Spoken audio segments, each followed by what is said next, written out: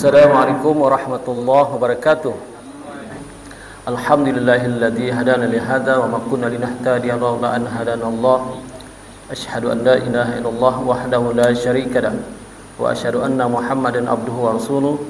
Allahumma shalli wa sallim ala sayyidina wa nabiyyina Muhammad wa ala alihi wa sahbihi ajma'in.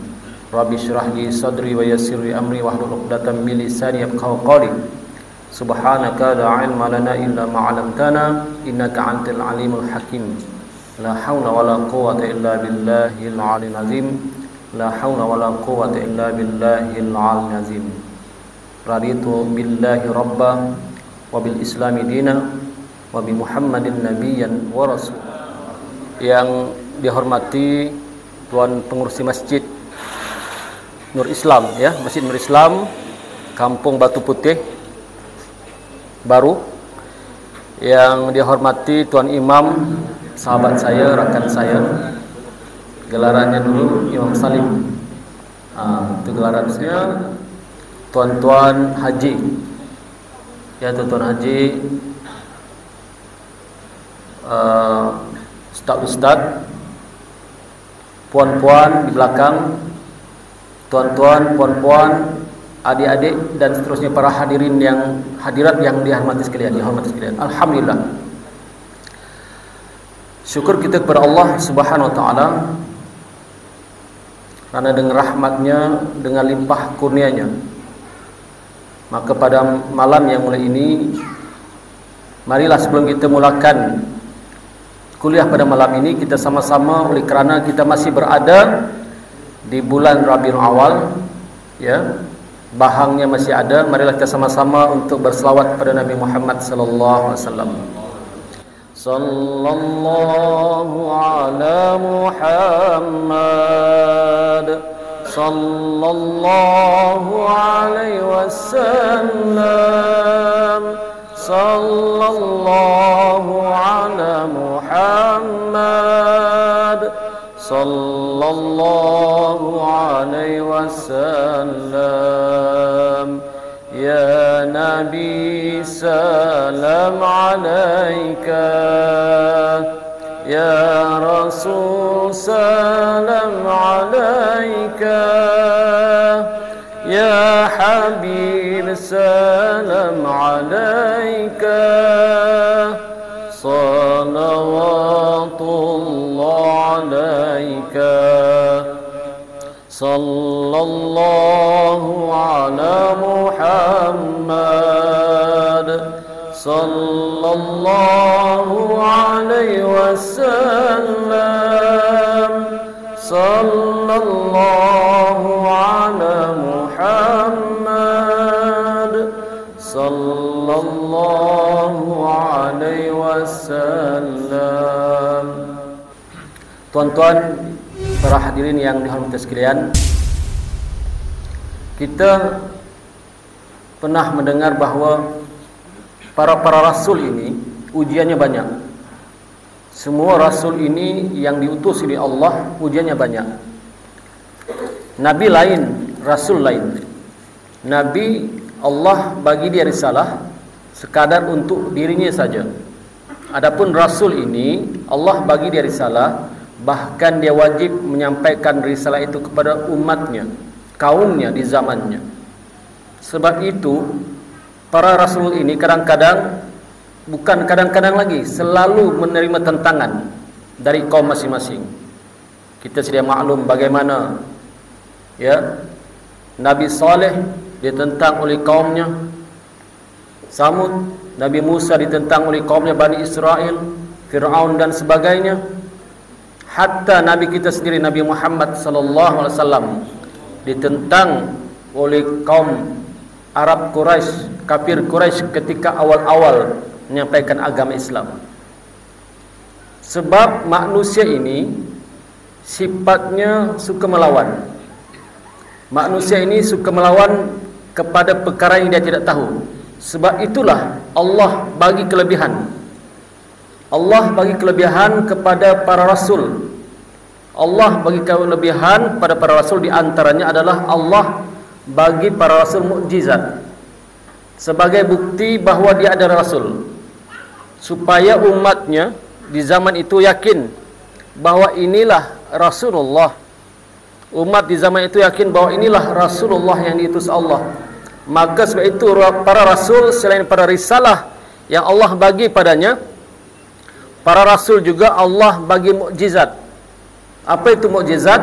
Mukjizat itu adalah perkara yang luar biasa. Perkara yang amat luar biasa yang panggil kawarikul adah, yang melanggar hukum adat. Ya. Kalau kita belajar ilmu tauhid, kita pernah dengar api itu pada hukum adatnya membakar. Tapi kalau Allah tidak izinkan, maka api itu tidak boleh membakar. Contoh Nabi Ibrahim alaihissalam. Maka sebab itulah Allah bagi mukjizat ini kepada para rasul sebagai supaya umat-umat di zamannya itu yakin bahwa inilah Rasulullah, utusan Allah. Apakah selain para rasul ada juga Allah beri kelebihan? Ada. Umpamanya para wali Allah. Ya, para wali Allah, Allah bagi dia kelebihan, yaitu berupa karamah. Karamah ini adalah kelebihan yang Allah anugerahkan kepada para wali Allah. Orang-orang salih pun Allah bagi anugerah yang panggil ma'unnah, pertolongan-pertolongan baik pada orang yang beramal salih. Bahkan orang yang derhaka kepada Allah pun, di kalangan orang kafir dan orang fasik sekalipun, Allah bagi anugerah juga. Namanya istidraj. Istidraj ini artinya Allah bagi dia anugerah dalam keadaan Allah tidak redha. Allah benci. Ya, dibagi anugerah, dibagi kelebihan, tetapi Allah benci, Allah tak redha. Itu panggil istidraj, bukan dalam keredaan Allah. Adapun mukjizat ini dalam keadaan keredaan Allah yang khusus dibagi kepada para rasul dan para nabi. Karamah khusus dibagi kepada para wali Allah, dan ma'unnah dibagi kepada orang-orang yang beramal saleh, dan istidraj Allah campakkan pada para kafirin, orang derhaka kepada Allah, fasikin, Allah anugerahkan. Ya, sebagai bukti mukjizat ini yang ada kepada rasul ini banyak sebenarnya tuan-tuan. Tapi sebelum itu, seperti mana kata saudara imam tadi, sahabat saya, perkenalkan diri. Sebelum kita teruskanlah. Nanti telajak, tidak kenal pula kan. Kata orang tak kenal maka tak cinta. Saya sebenarnya sama tugas dengan tuan imam kita, sebagai imam jugalah di masjid Datuk Haji Basrah Batu 12, ngerangkap penasihat masjid, ya, rangkap penasihat masjid, dan juga sebagai imam di sana, imam masjid. Itu sajalah, ya, lain-lain tak adalah. Kemudian di antara asatizah yang kalau ada majlis-majlis, ya, yang dibuat, maka di kalangan asatizah di Senakan ini kamilah yang pergi ke masjid-masjid. Kalau tuan-tuan nampak di Masjid Jami', saya ada buat kuliah setiap minggu sekali, iaitu malam Selasa malam Rabu, kuliah giliran saya, Masjid Jami'. Masjid daerah Senakan setiap Rabu malam Kais. Malam ni sepatutnya saya di Masjid daerah Senakan, tetapi malam ni saya rehat di sana untuk satu malam karena semata-mata mengutamakan, ya, di sini panggilan sahabat saya. Lagipun pertama kali saya datang sini, masjid ni, Masjid Nur Islam, Kampung Batu Putih. Dulu saya pernah tinggal di Sungai Kayu. Dulu lama sudahlah. Sekarang Batu Putih memang tempat saya dululah ni. Orang Senakan. Saya orang Senakan tuan-tuan, bukan orang mana-mana. Sama juga kita ni. Kita bani juga. Bukan orang-orang lain. Tapi malam ini insya-Allah mudah-mudahan kita dapat ceritakanlah, ya, tajuk yang dibagi pada saya ini adalah tentang mukjizat. Kalau kita nak ceritakan tentang mukjizat Nabi Muhammad sallallahu alaihi wasallam, ini banyak tuan-tuan. Banyak. Malam ni tak cukup kita cerita semua. Sebulan pun tak cukup. Sebab mukjizat Nabi Muhammad sallallahu alaihi wasallam yang ditulis dan dalam kitab karangan Imam Nawawi. Imam Nawawi ini seorang ulama, ya. Imam Nawawi ini seorang ulama yang mensyarah hadis sahih Imam Muslim. Di dalam kitabnya yang awal-awal itu telah ditulis bahawa mukjizat Nabi Muhammad sallallahu alaihi wasallam ni lebih 1200. Banyak tuan-tuan, lebih. Yang biasa kita dengar, ya, Itu di antaranya. Tuan-tuan nanti kalau balik rumah boleh tulis dalam kertas mukjizat-mukjizat Nabi Muhammad SAW yang mampu kita tulis. 1200 tuan-tuan. Itu yang diceritakan oleh Imam Nawawi dalam kitabnya Syarah Imam Muslim yang bab-bab awal. Ya. Jadi di antara mukjizat Nabi Muhammad SAW yang dulu yang pernah berlaku di zaman sahabat, mungkin ada di antara kita berkata, rugilah kita ni sebab kita tidak berada di zaman sahabat. Ya, sahabat menyaksikan real depan mata mukjizat Nabi Muhammad SAW. Kita umat akhir zaman, apakah kita pernah nampak mukjizat Nabi Muhammad SAW? Pernah nampak? Siapa tahu angkat tangan. Siapa pernah nampak? Yang sebenarnya tuan-tuan, ada satu mukjizat yang paling besar. Dalam lebih kurang 1200 mukjizat ini, ada satu mukjizat Nabi yang paling besar yang kita tidak sedar selama ini. Paling besar dari segala mukjizat yang lain. Mengalahi mukjizat rasul-rasul yang lain. Rasul ulul azmi yang 5 itu pun kalah. Nabi Adam, Nabi Musa, Nabi Ibrahim, Nabi Nuh, Nabi Isa, semua kalah dengan mukjizat yang satu ini. Apa dia? Al-Quran. Al-Quran. Al-Quran ini adalah mukjizat Nabi yang paling besar. Tapi ramai orang yang tidak membacanya. Ya, tidak membaca dan tidak mengamalkannya. Sedangkan ini adalah mukjizat Nabi Muhammad yang paling besar yang dapat kita umat akhir zaman merasainya. Kalau mukjizat-mukjizat yang lain seperti Nabi pernah membelah bulan, dengan tangannya, itu kita tidak nampak. Kita cuma dengar cerita daripada hadis-hadis yang sahih, tidak nampak depan mata. Tetapi ini Al-Quran nampak tuan-tuan depan mata kita. Di antara mukjizat Nabi yang bukan di antara, yang nomor satu paling besar tuan-tuan, Al-Quran. Saya itu kata Nabi, Iqra'ul Quran fa innahu ya'ti yawmal qiyamah safi'an li ashabi.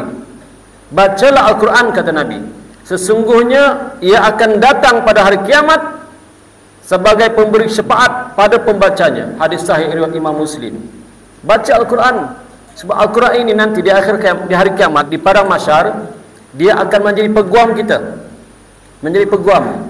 Dalam hadis yang lain mengatakan akan datang Al-Quran itu, ya, seperti awan hitam yang menutup kita di padang mahsyar. Dalam hadis yang lain, seperti burung-burung yang ada kepak, ada bulunya, menutup kepala kita di padang mahsyar yang panas itu. Al-Quran. Bahkan kata hadis Nabi yang lain, kata Nabi, bacalah Quran surah Al-Baqarah dan Ali Imran, kerana barang siapa yang membacanya, maka dia akan jadi peguam besok kita di padang mahsyar. Bahkan dia mendoakan pada Allah, ya Allah, selamatkan orang ini, ya Allah, ampunkan orang ini, ya Allah, masukkan syurga orang ini, ya Allah. Sampailah Allah mengizinkannya, barulah surah Al-Baqarah dan surah Ali Imran itu pergi. Subhanallah tuan-tuan. Al-Quran, saya itu orang yang merindui Al-Quran, mencintai Al-Quran. Kalau sehari dia terlupa baca Al-Quran, dia rasa gelisah. Lama dia tidak baca Al-Quran. Bila nampak Al-Quran, dia peluk, dia sayang, dia kucuk, dia baca sungguh-sungguh.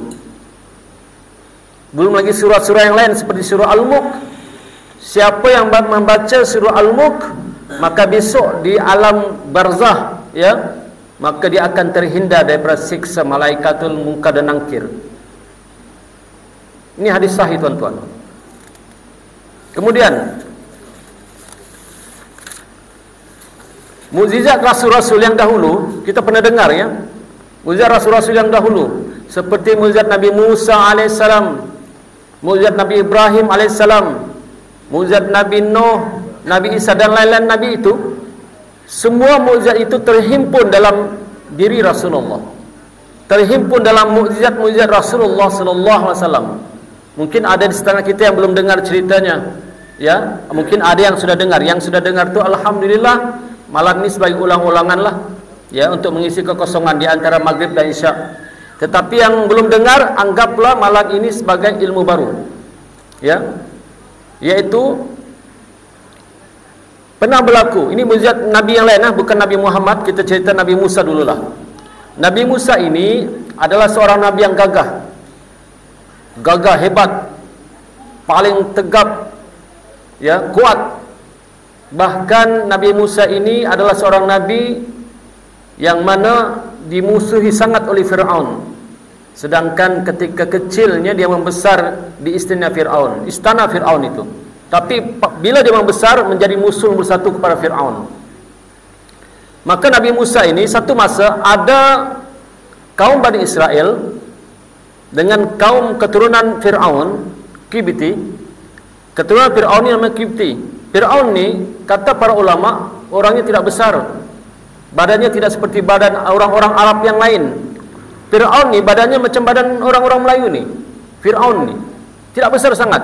Siapa yang pernah tengok pameran-pameran yang ada di Mesir tu, mamia Fir'aun tu nampak tidak besar. Badannya macam badan orang Asia, bangsa Kibti. Sedangkan bangsa Bani Israel besar macam Nabi Musa AS. Maka diriwayatkan dalam satu riwayat mengatakan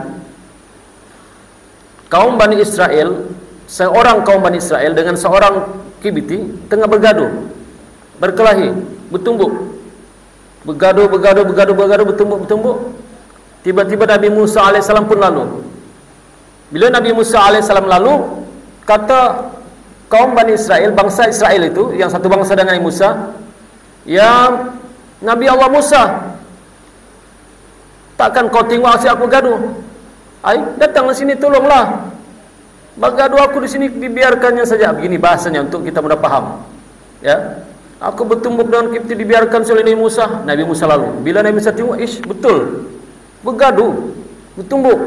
Maka datang Nabi Musa. Apa Nabi Musa buat? Ditamparnya kaum Kibti itu. Tampar sekali, mati. Jatuh, mati. Subhanallah. Mati terus. Hebat Nabi Musa AS ini. Di antara mukjizatnya, tampar sekali mati. Ya, kalau kita tampar orang belum pasti mati, mungkin paling-paling pun lebamlah sikit. Tapi Nabi Musa kehebatan, tampar sekali mati. Jadi kisah ini, kekuatan Nabi Musa, Nabi Muhammad SAW pun ada juga riwayat mengatakan kekuatan, menceritakan tentang kehebatan dan kekuatan Nabi Muhammad SAW ini. Nabi Muhammad ini tuan-tuan, satu masa di Mekah itu, peringkat awal dakwah di Mekah, ini di antara mukjizat Nabi Muhammad lah, ya, di antara mukjizatnya di Mekah ni ada seorang yang gagah, perkasa, kuat, hebat dalam bergusti ini. Bahkan tidak ada seorang pun penduduk Mekah pernah kalahkannya. Namanya Rukana. Di sini tiada nama Rukana, ini nama orang kafir Quraisy sebelum dia mula Islam. Ini sahabat ni Rukana ni sebelum dia mula Islam.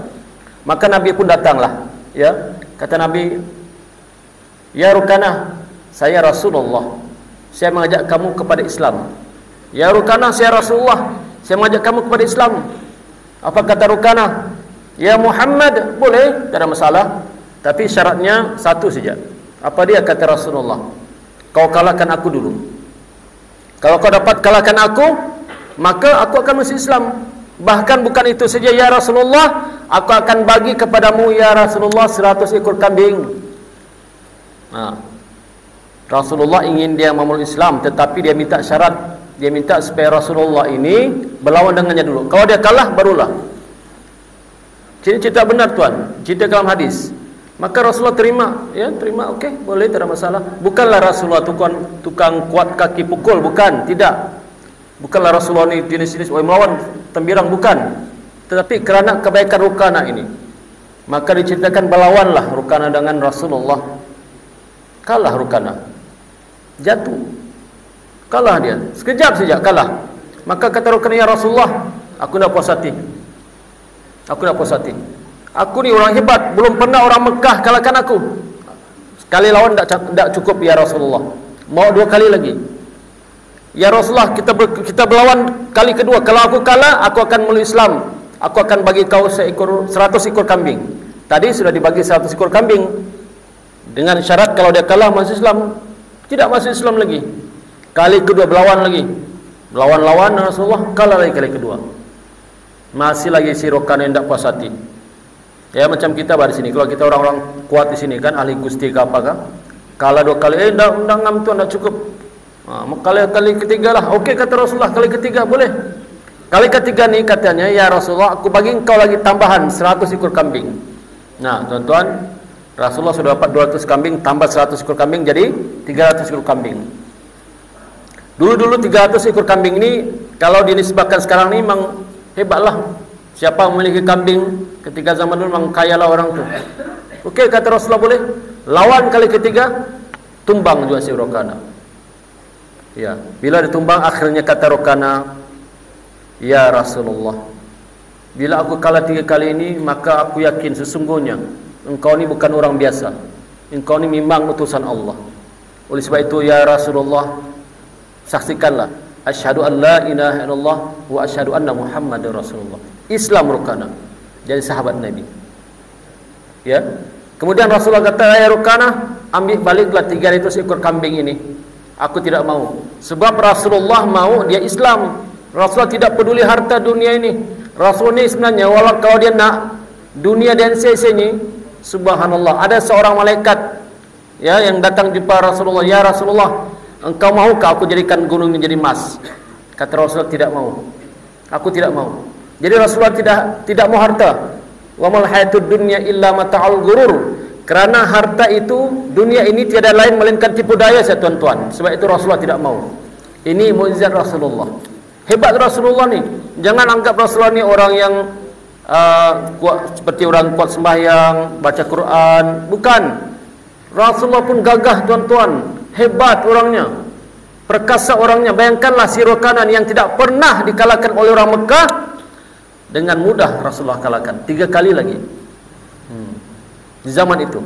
Ya, kemudian di antara mukjizat Nabi Muhammad SAW kita perbandingkan dengan mukjizat rasul-rasul yang lain, ya.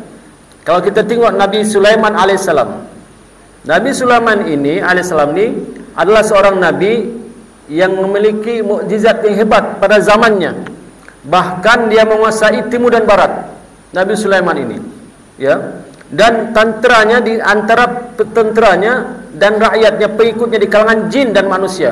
Bukan setakat manusia, jin lagi. Nabi Sulaiman menguasai 2 alam, alam jin dan alam manusia. Semua jin tunduk kepada Nabi Sulaiman alaihissalam.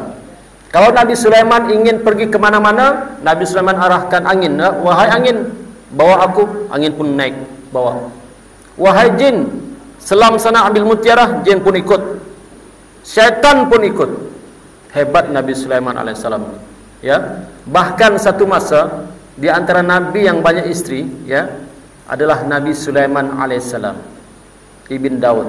Ya, Nabi Sulaiman alaihissalam ini diceritakan mempunyai banyak istri, 100 orang istri. Subhanallah. Tuan-tuan sini ada tak yang sampai, janganlah 100, 4 lah, cukup korom lah.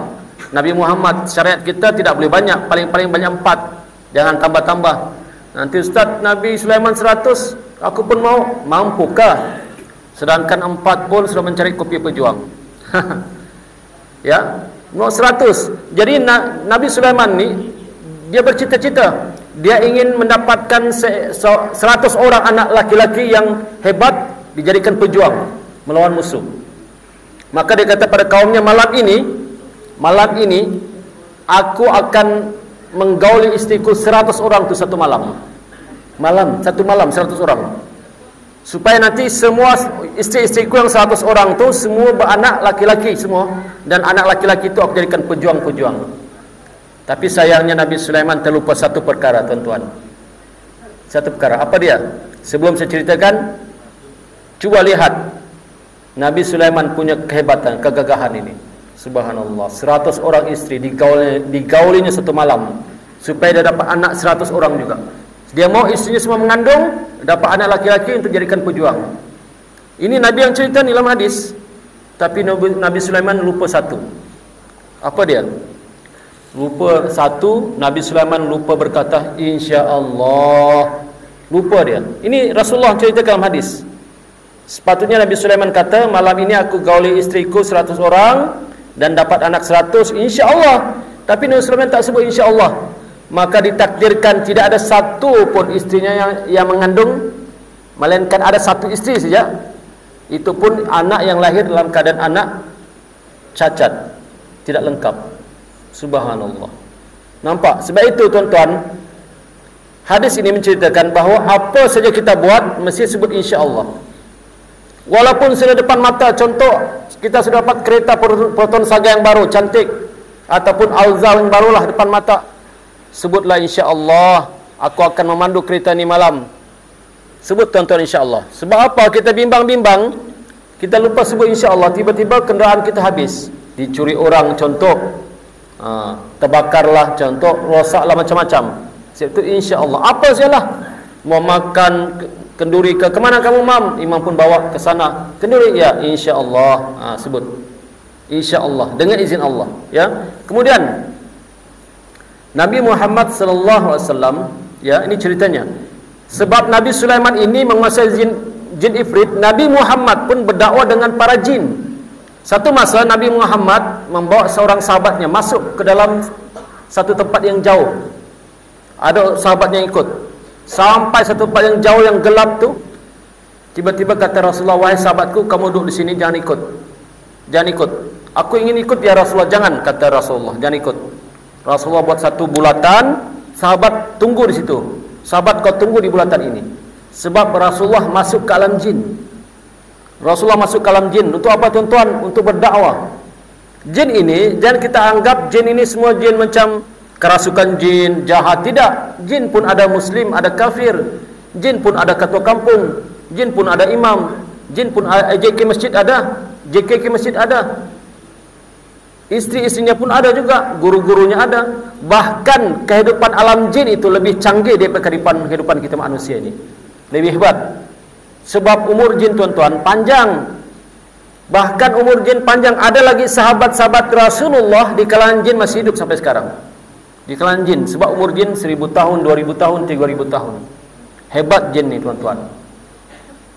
Maka Rasulullah pun masuk ke tempat tu, ke alam itu. Sahabat tu tengok dari jauh, tiba-tiba Rasulullah hilang. Hilang Rasulullah di dalam kegelapan tu, hilang. Rupanya Rasulullah masuk ke alam jin. Hebat Rasulullah ni. Menguasai dua alam, memimpin dua alam, memerintah dua alam, alam jin dan alam manusia. Dunia ini hanya dua makhluk yang kuat, manusia dan jin. Dunia ini yang memerintah dua makhluk ini. Tetapi semulia-mulia makhluk ciptaan Allah adalah manusia. Jadi bila Rasulullah balik, sahabat tengok, "Ya Rasulullah, bagaimana?" Kata Rasulullah, "Aku tadi berdakwah pada orang jin, bangsa jin. Di kalangan jin itu ada yang paling kuat. Jin itu tuan-tuan, ada yang paling kuat. Namanya jin ifrit.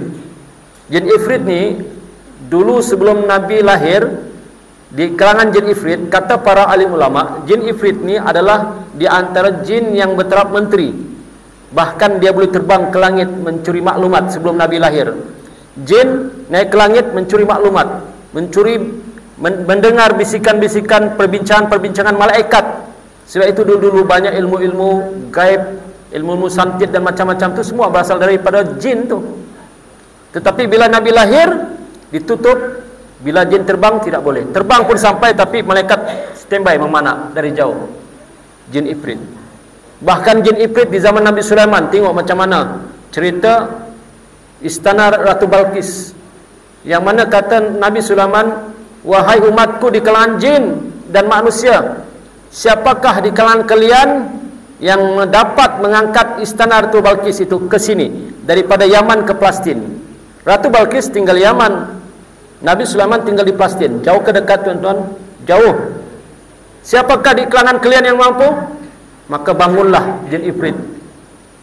Dia kata, "Ya Nabi Allah, aku boleh angkat istana Ratu Balqis itu di antara engkau duduk dan berdiri." Duduk dan berdiri. Duduk, berdiri. Duduk. Lamakah? Sekejap. Sekejap. Lebih kurang berapa saat tu Nabi Sulaiman duduk dan berdiri. Tiba-tiba ada di kalangan manusia di sebelah kiri Nabi bangun. Dikatakan dia ni ahlul kitab, dia menguasai ilmu kitab Zabur dan kitab Taurat, namanya Asif bin Barqiyah. Dia kata, "Ya Nabi Allah Sulaiman, aku boleh bawa istana Ratu Balqis daripada Yaman ke Palestin dalam tempoh di antara pejam dan celik saja." Subhanallah. Pejam dan celik saya tuan-tuan, cuba pejam celik. Cepatkah? Tidak. Seolah-olah bila Nabi Sulaiman buka mata sudah ada istana. Nabi Sulaiman buka mata ada istana. Subhanallah. Hebat Nabi Sulaiman ini. Ya, hebat juga Asib bin Barqiyah ini, umat Nabi Sulaiman alaihissalam. Di kalangan hamba-hamba Allah yang hidup di zaman Sulaiman, bertaraf wali Allah, karamahnya boleh mengangkat istana Ratu Balqis di antara pejam dan celik sahaja. Daripada Yaman ke Palestin, begitu jauh. Subhanallah. Jadi begitu juga Rasulullah Nabi Muhammad sallallahu alaihi wasallam, satu masa Nabi Muhammad sembahyang di masjid. Tiba-tiba diganggu oleh jin ifrit. Jin ifrit datang jumpa Rasulullah, mengganggu ketika Rasulullah sembahyang. Selepas Rasulullah selesai sembahyang, Rasulullah terus cekik jin ifrit tu, cekik.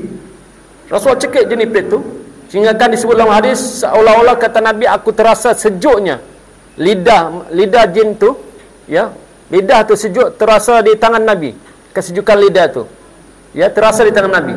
Sampai Nabi berkata, aku ingin, dia kata, umatku melihat jin ifrit ini, yaitu kata Rasulullah, aku ingin ikat jin ifrit ini, bawa ke masjid pada siang harinya supaya nampak dilihat oleh umatku.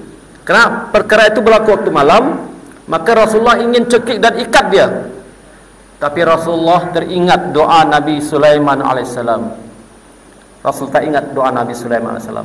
Kata Nabi Sulaiman pernah berdoa, Rabbik fili habli mulkan la yabghi li ahadin min ba'di.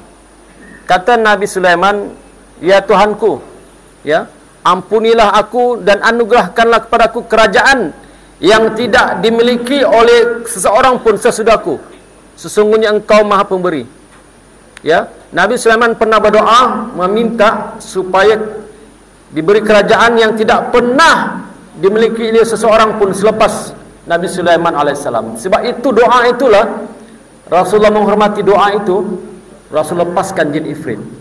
Kalau tidak doa itu, kata Rasulullah, umatku akan melihat bagaimana bentuk wajah jin ifrit yang menakutkan itu. Tapi Rasulullah menghormati doa saudaranya Nabi Sulaiman alaihissalam. Sedangkan Rasulullah ni khatamul anbiya wal mursalin, penutup segala nabi, ketua para rasul, ya, orang yang hebat, semula-mula makhluk. Allah tidak ciptakan langit dan bumi ini melainkan Nabi Muhammad. Wa ma arsalnaka illa rahmatan lil alamin. Allah memberi rahmat pada alam ini kerana Muhammad. Tetapi kerana menghormati saudaranya Nabi Sulaiman, maka kata Rasulullah, aku tidak jadi mengikat jin itu. Hebat mukjizat Nabi Muhammad sallallahu alaihi wasallam. Kemudian Nabi Muhammad sallallahu alaihi wasallam seorang yang tawaduk sebenarnya. Nabi Muhammad ini seorang yang tawaduk. Nabi kita ni seorang tawaduk. Sebab itulah disebutkan dalam satu riwayat, riwayat itu mengatakan bahawa tidak akan ada orang masuk surga. Para nabi-nabi yang lain tidak akan masuk surga, melainkan orang yang pertama masuk surga adalah Rasulullah Nabi Muhammad sallallahu alaihi wasallam. Dan tidak ada umat-umat yang lain masuk surga mendahului daripada umat Nabi Muhammad sallallahu alaihi wasallam. Kitalah beruntung kita tuan-tuan. Kalau kita betul-betul mengikuti ajaran Rasulullah dan selamat, ya, di dunia dan selamat di akhirat, selamat kita masuk surga bersama-sama dengan Rasulullah, umat yang pertama sekali masuk surga. Panjang ceritanya tentang surga ini sejam lebih. Tentang pada masar sejam lebih. Tentang titian Siratul Mustaqim pun panjang ceritanya. Malam ini kita cuma cerita mukjizat Nabi saja. Allah pernah bertanya kepada para rasul yang 4. Kata Allah, ya Ibrahim, siapa kamu? Maka kata Nabi Allah Ibrahim, ana khalilullah, aku kekasih Allah. Nabi Ibrahim kekasih Allah. Kerana Nabi Ibrahim ni sejak kecil lagi dia sudah mula mencari siapakah Tuhan yang menciptakan dirinya. Lihat bulan, mungkin ini Tuhanku. Tiba-tiba bulan terbenam, bukan Tuhanku. Mana boleh Tuhan hilang. Lihat matahari, ini Tuhanku, terang benderang. Tiba-tiba matahari hilang juga, bukan Tuhanku. Sebab itulah Nabi Ibrahim AS ni menjadi Khalilullah, kekasih Allah. Kemudian Allah bertanya kepada Nabi Musa AS. Kata Allah, ya Musa, siapa kamu?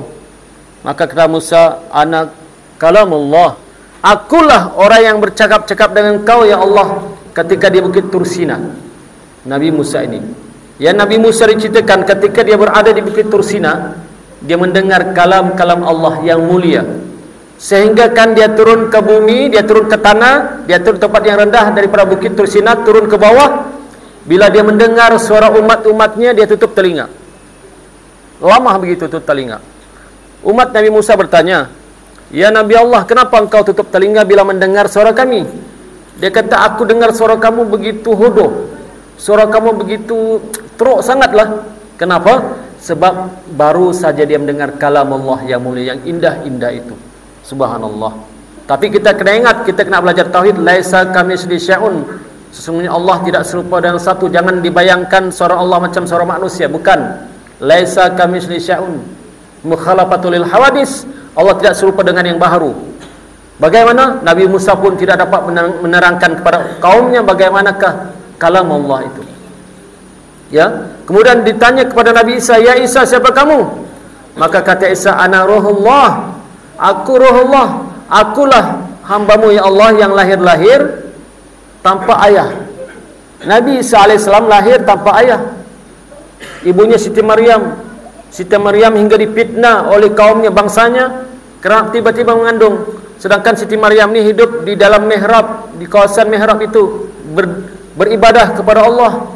Tiba-tiba dituduh dia oleh kaumnya telah bersekongkol menyebabkan mengandung Nabi Isa alaihissalam. Sedangkan Nabi Isa alaihissalam itu telah ditiupkan roh ke rahim ibunya. Roh Allah tiupkan ke rahim ibu. Sungguhnya Allah Maha berkuasa di atas segala sesuatu. Maka sebab itu kata Nabi Isa, "Ana ruhullah." Aku ini engkau tiupkan ya Allah menjadi roh supaya aku lahir menjadi Nabi Allah. Yang terakhir Allah bertanya kepada Nabi Muhammad sallallahu alaihi wasallam, "Ya Muhammad, siapa kamu?" Maka kata Muhammad, Anal yatim. Aku anak yatim ya Allah. Aku anak yatim ya Allah. Aku lahir-lahir tidak pernah nampak ayahku. Aku tidak pernah melihat wajah ayahku walaupun sebentar. Kerana ketika Nabi Muhammad dalam kandungan ibunya, Siti Aminah, ayahnya telah pun meninggal dunia. Ketika Rasulullah berumur lebih kurang 6 tahun, ibunya pula meninggal dunia. Maka Rasulullah menjadi anak yatim piatu tuan-tuan. Sejak kecil lagi. Nampak tawaduknya Rasulullah? Tawadukkan Rasulullah? Tidaklah kata Rasulullah, "Aku ketua segala Nabi." Tidak. Tawaduknya Nabi Muhammad sallallahu alaihi wasallam. Sebab itu Allah angkat makamnya yang tepat di makam yang paling tinggi. Hebat Rasulullah. Dan kita bersyukur kepada Allah kerana kita menjadi sebahagian daripada umat Nabi Muhammad sallallahu alaihi wasallam. Tetapi ingat, umat yang kata Nabi, yang aku anggap dia umat adalah orang yang sepeninggalanku mengamalkan segala sunnah-sunnahku yang aku perintahkan. Kerana di padang mahsyar nanti ada yang mengejar Nabi Muhammad. "Ya Muhammad, di haudun Nabi ini, haudun Nabi ini, tempat telaga Kausar." Telaga Kausar setelah dihisap tu, umat semua berlari ke sana untuk minum air. Yang sesiapa dapat minum air itu tidak akan dahaga selama-lamanya. Tiba-tiba ada satu kaum datang, "Ya Muhammad, kami umatmu. Kami umatmu ya Muhammad." Maka Nabi Muhammad ingat memang umatnya, sebab tanda-tanda umat Nabi Muhammad nampak dengan wajahnya bercahaya kesan wuduk, tangannya bercahaya kesan wuduk, kepalanya bercahaya kesan wuduk, kakinya bercahaya kesan wuduk. Tiba-tiba kata malaikat Jibril, "Ya Muhammad, itu bukan umatmu. Itu adalah memang umatmu di zaman kamu, tapi sepeninggalan kamu, ketika kamu tidak ada, sudah meninggal dunia." Maka dia berpaling ke belakang, ya Rasulullah. Berpaling ke belakang menjadi apa? Murtad satu, menjadi ikut agama, pahaman-pahaman yang lain seperti Syiah dan sebagainya. Ya, maka bukan umat Nabi Muhammad sallallahu alaihi wasallam. Walaupun dia lahir di zaman umat Nabi, tapi Nabi tidak mengaku dia umatnya. Rugilah orang itu. Hidup di zaman Nabi, tapi Nabi tidak mengaku dia umat. Rugi tuan-tuan. Ya, yang terakhir, ini penutup. Ada masa lagi? Ada masa lagi? Bagi tahu kalau azan. Tunggu. Okey, yang terakhir ni. Yang terakhir ya, mukjizat Nabi Muhammad sallallahu alaihi wasallam, iaitu mukjizat ni ialah makanan yang sedikit cukup untuk 3.000 orang. Pernah dengar ceritanya? Makanan yang sedikit cukup untuk 3.000 orang. Ceritanya ketika perang Khandaq, maka Nabi dengan 3.000 tentera umat Islam yang membuat parit itu, parit di sekitar Madinah itu, iaitu ketika Perang Khandaq ni satu peperangan yang dahsyatlah ketika itu, Yaitu sahabat lebih kurang 3.000 orang mengurik parit keliling Madinah tu, kurik parit, supaya tentera-tentera kafir Quraisy tidak boleh melompat. Walaupun menggunakan kuda, tidak boleh melompat ke parit itu, besar dan dalam. Tiba-tiba ada satu batu, ya, yang besar. Batu itu besar. Bila besar, susah untuk dipecahkan. Sahabat-sahabat Salman Al-Farisi terkenal dengan sahabat yang kuat. Dia pun ambil tukul kuat, tidak pecah batu itu. Kemudian sahabat Sayyidina Ali pun pecahkan batu, tidak pecah. Akhirnya dipanggillah Rasulullah untuk pecahkan batu itu. Bila Rasulullah datang untuk pecahkan batu itu, maka ketika Rasulullah mengambil alatan yang sama yang digunakan oleh sahabat untuk pecahkan batu itu, Rasulullah menyingsing kainnya. Diangkat kain. Bila diangkat kain, ternampaklah rupa-rupanya di perut Rasulullah itu ada 2 ketul batu, 2 biji batu terikat di perut Rasulullah. Subhanallah. Rupanya Rasulullah sudah berhari-hari menahan lapar. Berhari-hari Rasulullah menahan dahaga. Akhirnya di perutnya diikat dengan batu, di perut ni. Nampak sahabat, di antara sahabat yang nampak yang kasihan itu adalah Jabir namanya. Dia nampak, subhanallah, di perut Nabi ada terikat 2 batu, menahan supaya tidak masuk angin kerana lapar. Sudah berhari-hari lapar, ya. Jadi kemudian maka Rasulullah pun pecahkan batu itu, pukulan sekali pecah, keluar api. Panjang ceritanya, saya tak mau huraikan itu. Pukul kali kedua nampak api juga. Pukul kali tiga nampak api dan pecahlah batu itu. Kemudian datanglah Sayyidina Jabir membisik kata dengan Rasulullah. Dia kata, "Ya Rasulullah, aku pulang dulu." Kenapa kata Rasulullah? "Aku pulang dulu ya Rasulullah. Aku begitu istriku suruh masak banyak makanan," kata Rasulullah. "Tidaklah, cuma sedikit gandum dan juga ada seekor kambing yang kecil. Cukuplah untuk 2-3 orang. Orang Arab kan besar-besar. Seekor kambing itu cukup, paling banyak pun 10 orang lah." Okeylah kata Rasulullah, baliklah. Jabir memberitahu istrinya suruh masak apa semua tu. Lepas tu selesai, Jabir pun datang jumpa Rasulullah. "Ya Rasulullah, siap." Tapi Rasulullah dengan beberapa orang saja ya yang bangun, yang lain jangan.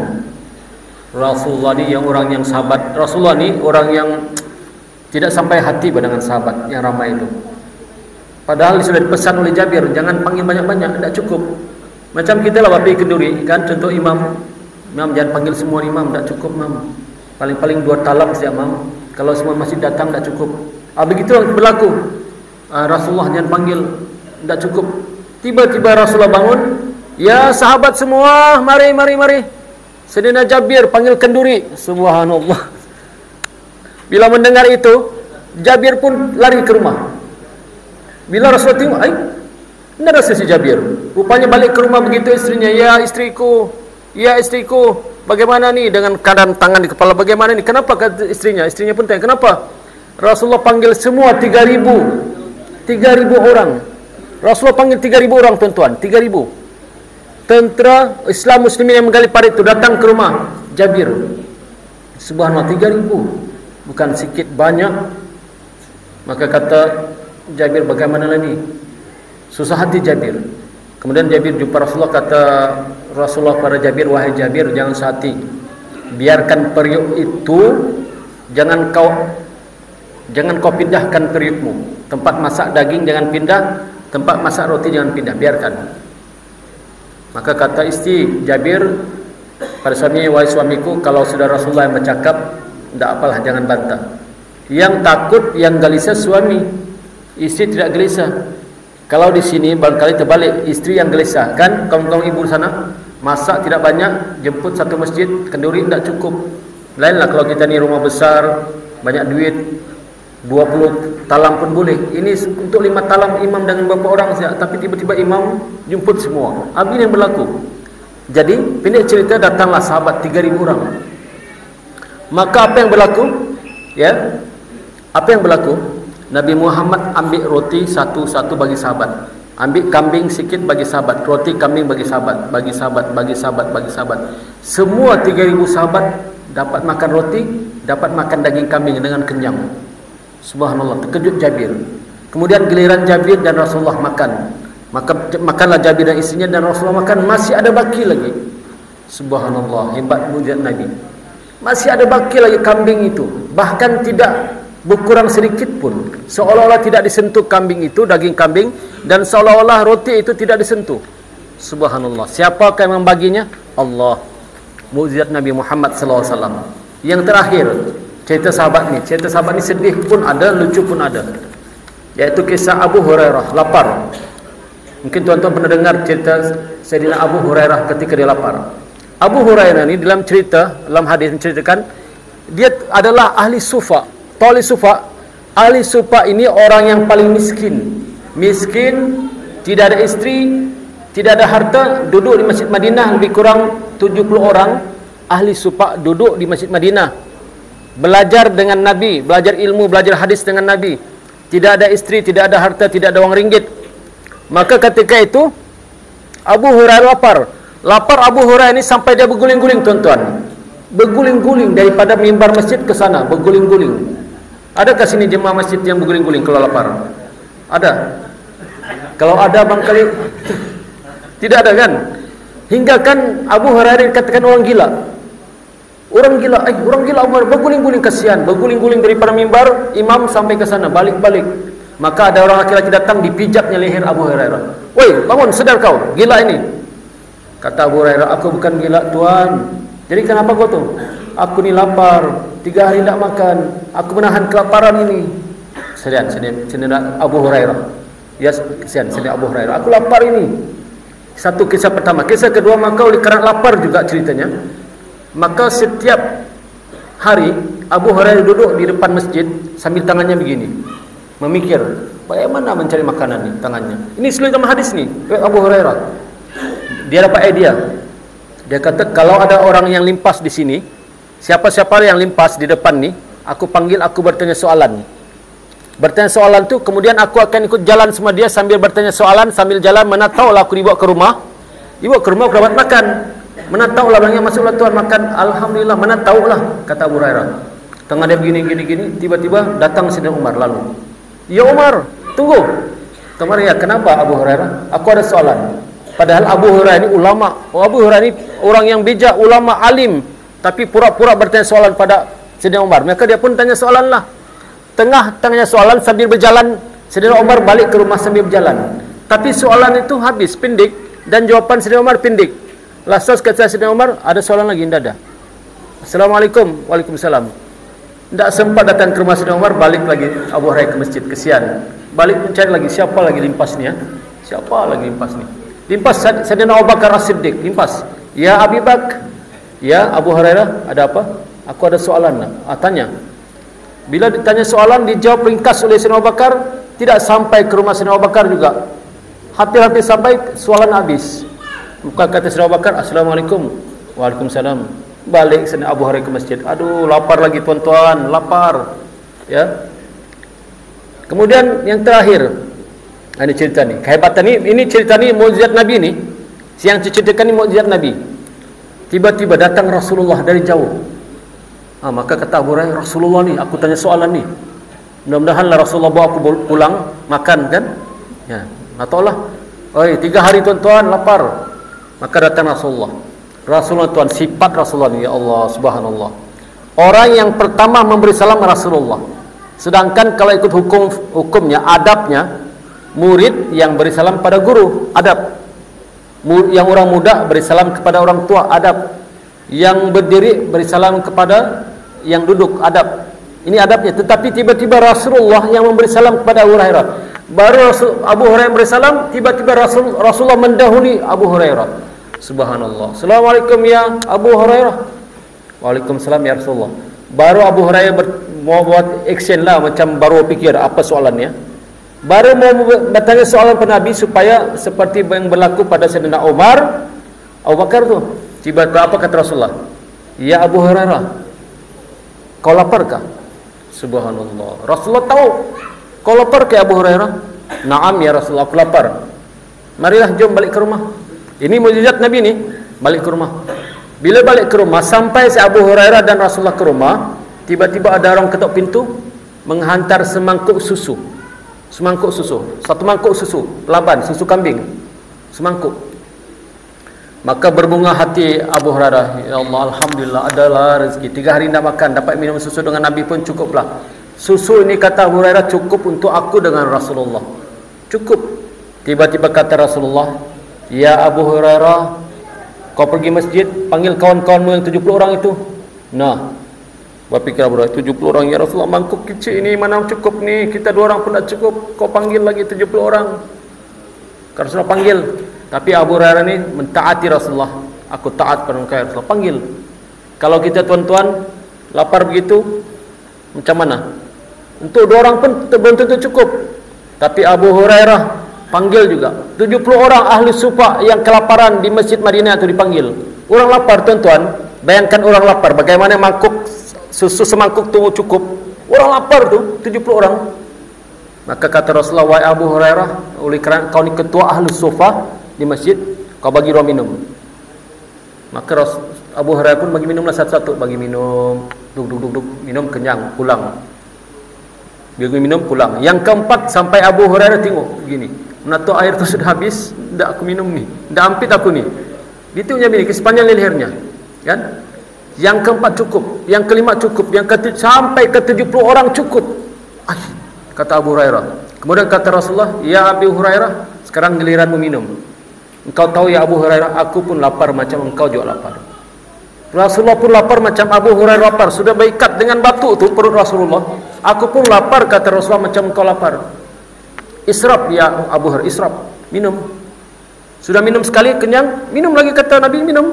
2 kali kenyang ya Rasulullah, minum lagi. Abu Hurairah macam malu-malu kucing, kan? Bilangin dalam hatinya belum puas nih. Minum kata Nabi, minum. Keempat, kelima minum. Israf ya Abu Hurairah.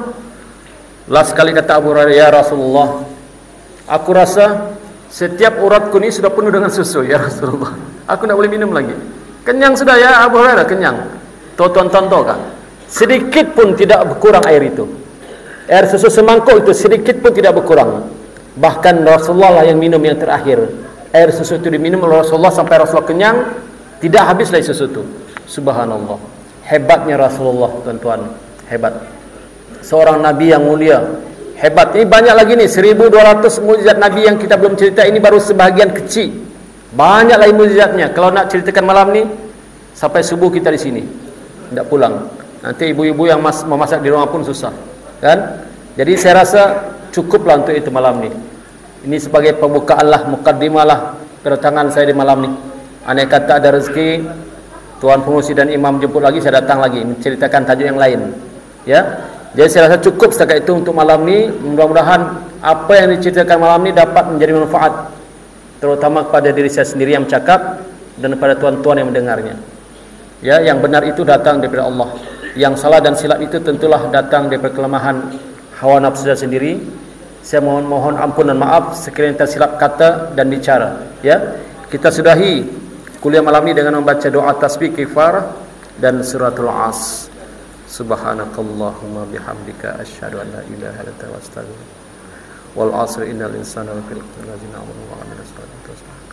Assalamualaikum warahmatullahi wabarakatuh.